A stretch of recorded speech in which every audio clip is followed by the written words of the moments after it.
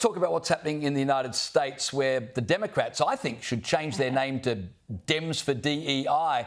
Have a listen to Congresswoman Jasmine Crockett, who has gone down the reverse racism route as she has a meltdown over Trump's order to end DEI policies. The only people that are crying are the mediocre white boys that have been beaten out by people that historically have had to work so much harder. Mediocre white boys. Joining us now is the host of Brad versus Everyone podcast, Brad Palumbo. Brad, are you a mediocre white boy? You know, I'm sure that Congresswoman Crockett would consider me one, but in all seriousness, what a nasty and divisive thing to say. But what was really concerning about it wasn't just one crazy Congresswoman saying something. Actually, the official accounts for the Democratic Party's rapid response team cut that up and clipped it and shared it and endorsed it. So apparently the Democrats are going all in on this message. I think it's going to do amazing things for them in the election. I'm sure it will help them regain support with white men.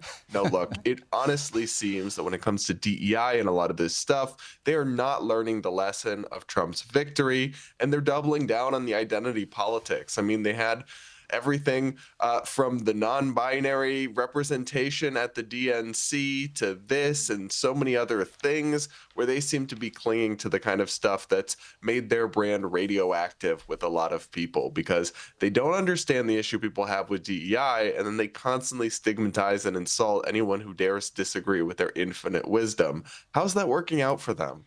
Yeah, clearly very well. And let's not forget it was men that got Donald Trump over the line. So well done to the Democrats to continue alienating the male vote. Terrific.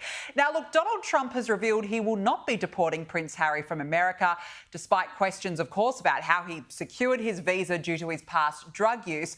But the best part of all this, Brad, is that Trump said he won't deport the royal because, quote, Harry's got enough problems with his wife. She's terrible. Now, Brad, well, look, from my perspective, he was just saying what the rest of the world is thinking. What do you reckon?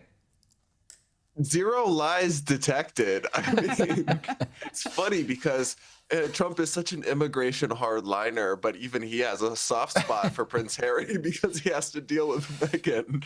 It is really comical. I mean, you can say a lot of things about Trump, but you can't say that he is not hilarious. And he probably is the funniest president we've ever had, or at least the funniest one in public. Maybe some of them were really funny behind closed doors, but just didn't say things.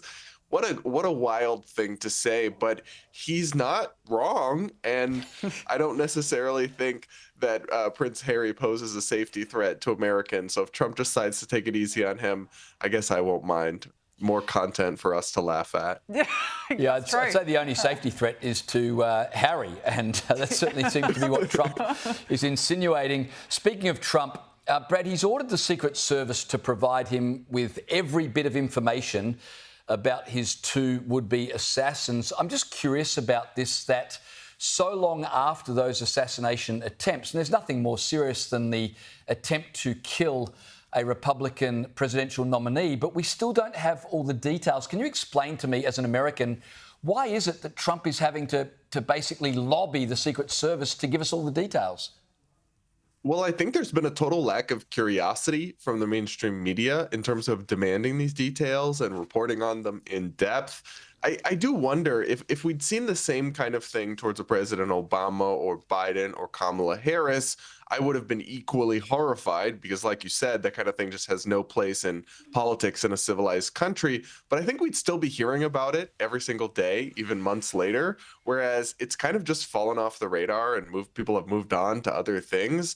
There is a double standard with this kind of stuff where the media doesn't put the same scrutiny and demand the same amount of attention on things like this when they happen to Republicans. They kind of cover them and then just move along.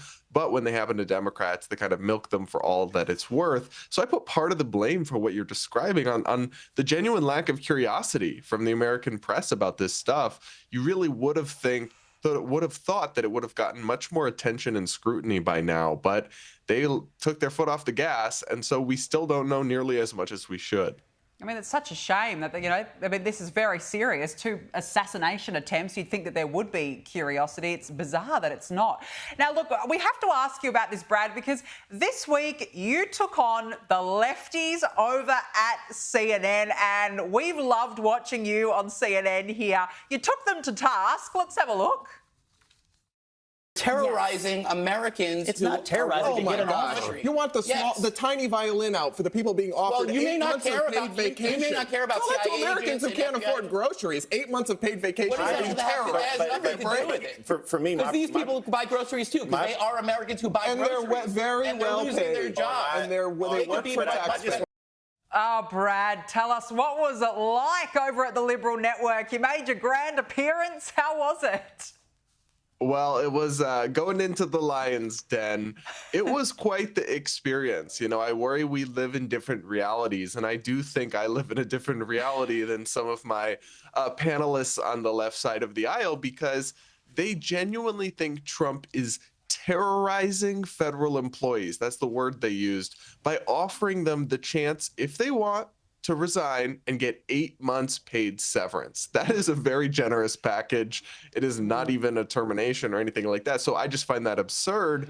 But it is good to have that dialogue, talk to people across the aisle. We need more of it. And I'd love to do it again. Absolutely. Good on you for doing it. We loved watching your segments. Brad Palumbo, always a pleasure to speak with you. Thank you so much for helping us make sense of America once again.